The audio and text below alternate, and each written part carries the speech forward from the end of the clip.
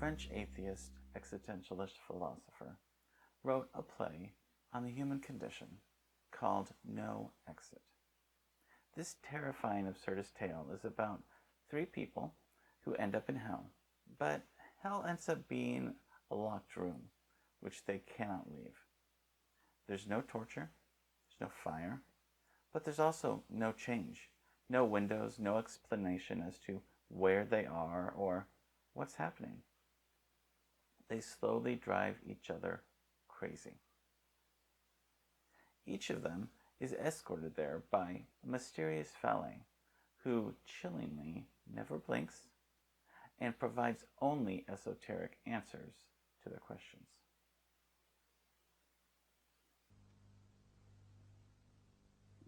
How shall I endure my own company? Is it daytime now? Can't you see? The lights are on. Ah, yes, I've got it. It's your daytime. And outside? Outside? Well, damn it, you know what I mean. Beyond that wall. Oh, there's a passage. And beyond that? Oh, there are more rooms, more passages, and stairs. And what lies beyond that? That's all. And that's all. And that, for Sartre, is hell, and also the human condition on earth. No exit, no release. Every time we try to find release from this world in which everything gets old, everything tarnishes, and everything frustrates, we just end up back in that locked room. Back in that place where there is no rest and no one blinks. And outside of that room, it's just more of the same. Paul is in prison as he wrote the words in our passage today to the church at Philippi. He's not necessarily in danger or being tortured. He's even allowed visitors, but he cannot leave. Doesn't that sound a lot like our lives right now? Most of us aren't being actively tortured, and life isn't horrible, but we are stuck in our houses with no respite. Not even visitors, just like Sartre's brutal metaphor for the human condition. Paul is in a place where his life might not be in danger, but he is deprived of his freedom. It's here that Paul writes what has been called the happiest book in the Bible. In a few chapters, he writes some of the most joyful encouragement in the New Testament, lifting up a small, disoriented community and calling them to God's greater plan outside of their circumstances. Let's look at 3 points today from this passage and how we can learn from the imprisoned Paul, who was really free. True freedom, true citizenship, and true perspective are what we're going to look at today. For to me to live is Christ, and to die is gain. That's Philippians chapter 1, verse 21. First, let's look at Paul's true freedom. The terror of Sartre's play is not that they are tortured, or even bothered by their captors. They simply don't have their freedom. There is no relief. As St. Augustine, one of our most well-known church fathers, once said, "Lord, you have made us for yourself, and our hearts don't find rest until they rest in you." This play brings into sharp focus the unease of being human. We are driven to look for fulfillment and relief from the sameness of life, but can never find it. New careers, new relationships, new intellectual pursuits, new church buildings perhaps. They all eventually get old and tired, and we have to look for a new distraction. I'm particularly like this. I'm always looking for the next project. I've started writing several novels, some screenplays, a comic book, short films, etc. Drawing the coloring pages for church was a great distraction for a little while. But I inevitably get bored or find something new and different and exciting. We all could end up like Marie Antoinette, a princess who had more riches and power than any of us can ever imagine. And yet, she said about her lavish world, nothing tastes. But true freedom is what Paul and the saints throughout history have celebrated in Christ. It's the freedom that we know we aren't going to be fulfilled by this world and are made for another world. This is the key to the deeper, better, freer life we have in Christ that we cannot achieve by looking for relief in the no-exit world in which we live. Knowing we will be complete only in Christ and fully complete only when He comes again allows us to live with a true freedom in this world. Further, this frees us up from expecting our children, our spouse, our job to completely fulfill us and deliver us from the dailiness of daily life. We can let these experiences and people be what they are. C.S. Lewis describes our freedom in Christ as a cleft has been opened in the pitiless walls of the world, and we are invited to follow our great captain. That's the weight of glory. The door has opened in the terrible no-exit world. So, if the Son sets you free, you will be free indeed. That's John chapter 8, verse 36. John experiences this kind of freedom even more deeply. He's come to the place where he is completely free, even from the fear of death. For to me to live is Christ, and to die is gain. Again, Philippians 1, verse 21. Paul is truly free. Even death holds no fear for him, and life means the company of the Lord. In the end, he's even free of his own desires. He wants to depart, and he wants to be with Christ, but he stays here so that he can serve others. Do you know this freedom? This freedom from the windowless passage after passage that Sartre describes it? And then to so live in the freedom that even death itself holds no fear. The world offers it, telling us that a new relationship, a new look, a new pair of church shoes will finally free us. A new church building that we don't have to share, perhaps. But each time we end up back in that locked room. Reminds me of an oft-told riddle around the campfire. Imagine you're in an empty room with no doors or windows. How do you escape? The answer, of course, to the riddle is stop imagining. Christ is the key, the door, and the only one who can open it. That is true freedom. And then we move on to true citizenship. Only let your manner of life be worthy of the gospel of Christ, so that whether I come and see you or am absent, I may hear of you, that you are standing firm in the one Spirit, with one mind, striving side by side for the faith of the one gospel. Philippians chapter 1, verse 27. To grasp Paul's point here, we need to look at citizenship. It's helpful to know the context in which Paul was writing at the time. Philippi was a Roman colony in Macedonia, and a community known for Roman nationalism. Retired Roman soldiers were a big part of the population, the symbol of their power, living on their pensions. Roman citizenship, as we know, and as we see in other places in Paul's life, was a sought-after commodity. It meant better treatment by the soldiers, less taxes, and other privileges and protections only to citizens. It was also universal. At least in the ancient world, you could be a Roman citizen living or temporarily dwelling hundreds of miles from the city, and yet your citizenship and your rights would still hold fast.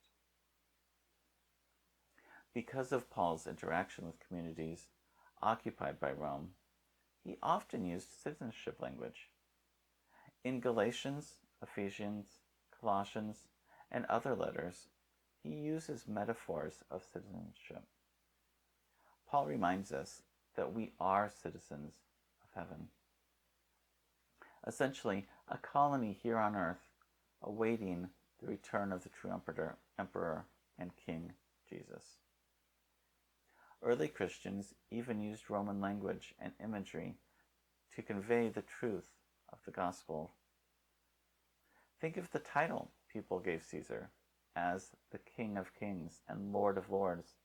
That sound familiar? The title was taken up by the Christian community to express the true power of Christ. One of Paul's main themes throughout his writing is this: be who you already are. He encourages us to fully embrace our royal strength and heritage in Christ, and to conduct ourselves as citizens of heaven on earth. His use of the term citizen here would be as scandalous as it was familiar. Even though we are citizens far from our home, our rights and our privileges are still in place. No matter where we are to live as citizens of heaven in a manner worthy of the gospel. The verses preceding this section speak to the citizenship metaphor as well.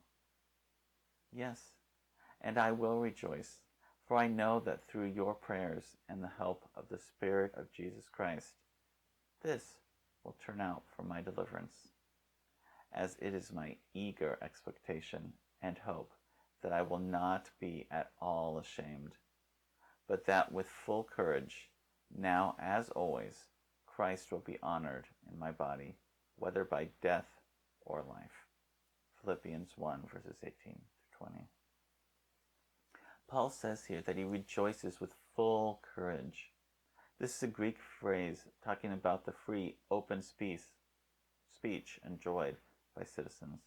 We might say, I am fully within my rights to proclaim that Christ will be honored in my body.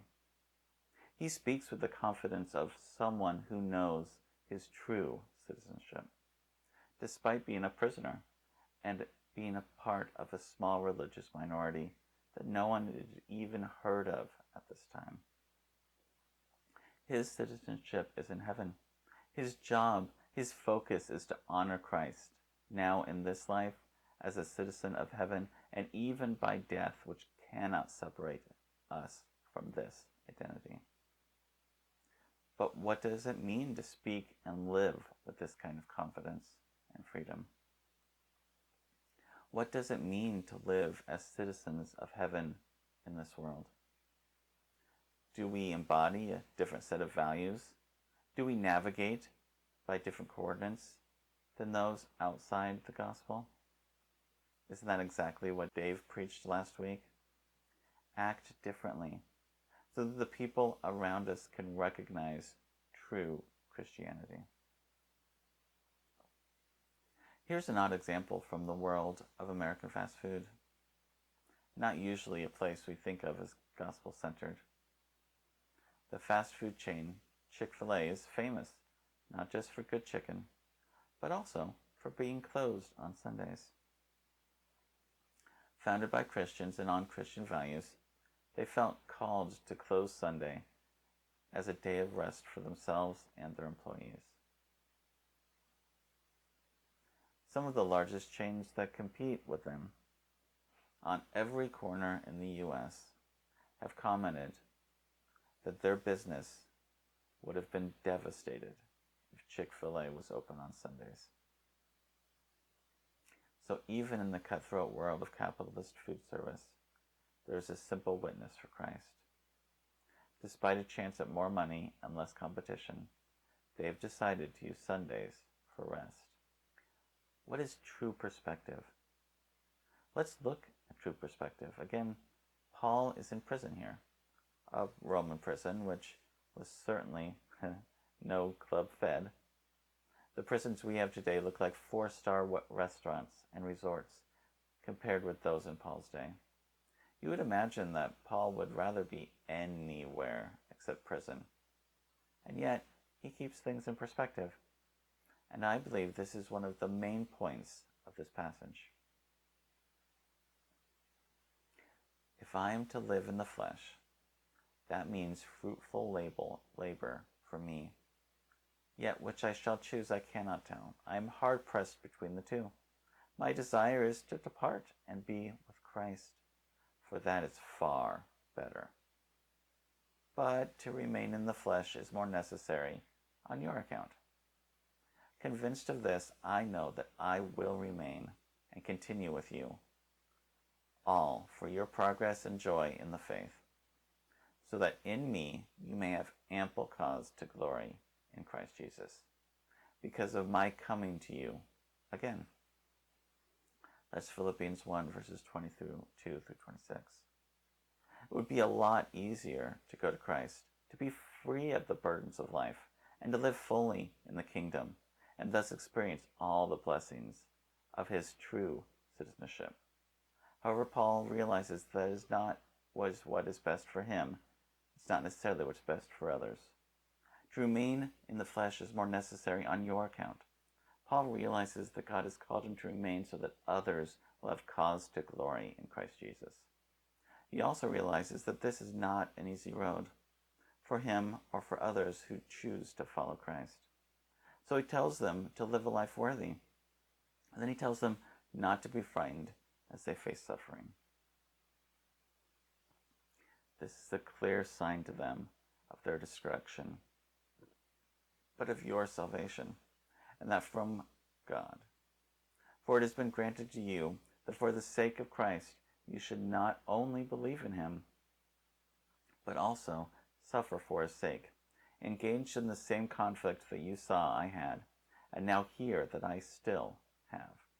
Philippians 1, verses 28 through 30.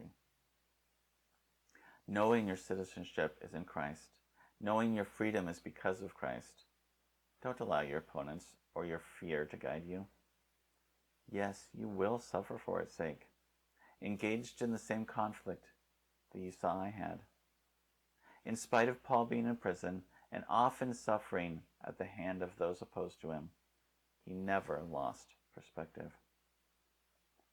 He realized his suffering was for the sake of Jesus.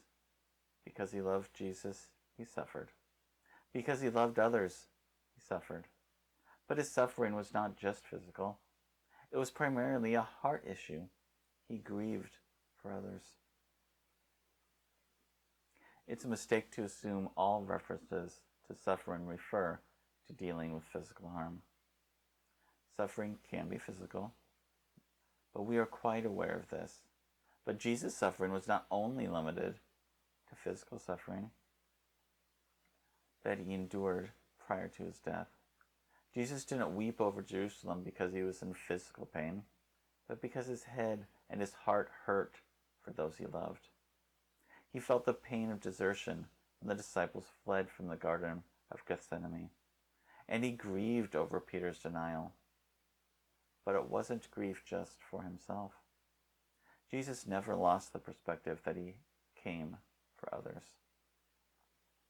He grieved because he knew the guilt and shame Peter would feel. He grieved and he suffered over the lack of faith he saw, knowing that the disciples and others would face in the days, weeks, and years ahead. His heart broke over the lostness he saw in others, the searching and the not finding. He suffered because he loved. How many times have we shed tears over our kids because we know the decisions they make and the paths that they choose will sometimes cause them pain? How often do we cry over the suffering of others because they believe there is no hope and there is no help? Because they've placed themselves in a metaphorical no exit room. Paul reminds us to keep a true perspective on things. This is not our final place. The suffering we face is temporary. We can't save or fix ourselves. We can't save or fix others. Only Jesus can. When you find yourself in Sartre's no exit room, otherwise known as the year 2020, put your mind back where it belongs.